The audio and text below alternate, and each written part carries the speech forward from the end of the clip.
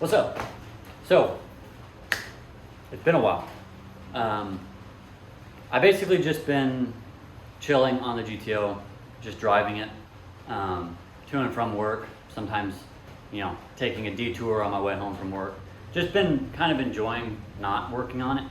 I actually did spring a little bit of a fuel leak, which I will be fixing very soon. Not really sure why, but I'll figure that out once I get the old line off. I actually think it was this one.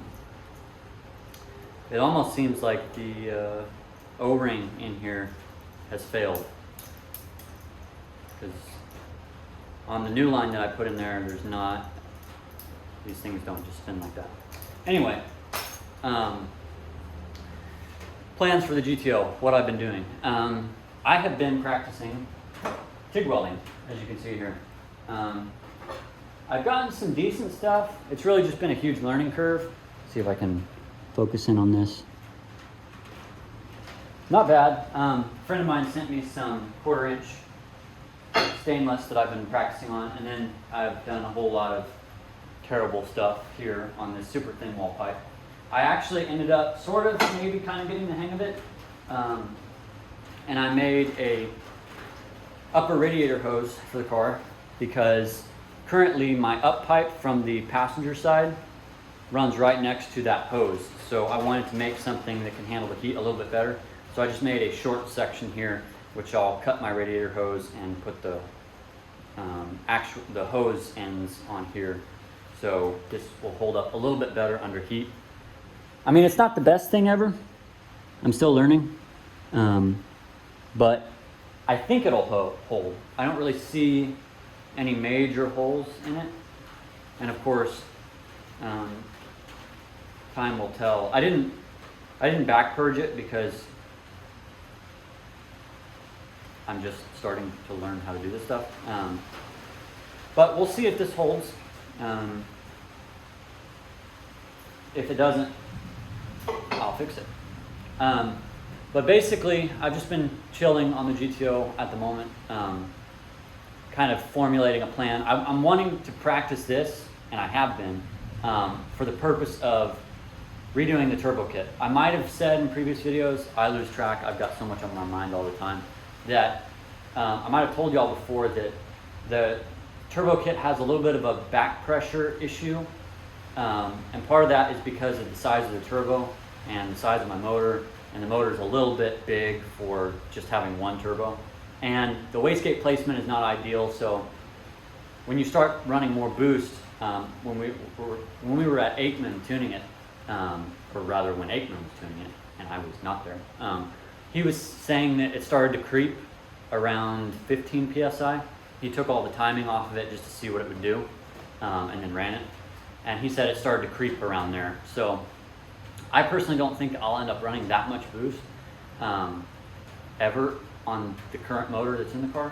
But I've got, I believe it's a, what is it, a Walbro 525 single pump that is E85 compatible, that I am at some point going to put in the car, and then I'll just have to convert a couple other little lines to E85 rated fuel line. Then I'll be able to run E85. But as far as the turbo kit goes, hopefully in the springtime, I've got a couple little things I got to take care of before I can start on it, that have kind of just come up. But hopefully in the springtime, I'll be able to start TIG welding the new turbo kit for the car. It's still going to be single turbo, just because I got the AC working in the car now, and it's been really hot lately, so I don't want to give that up.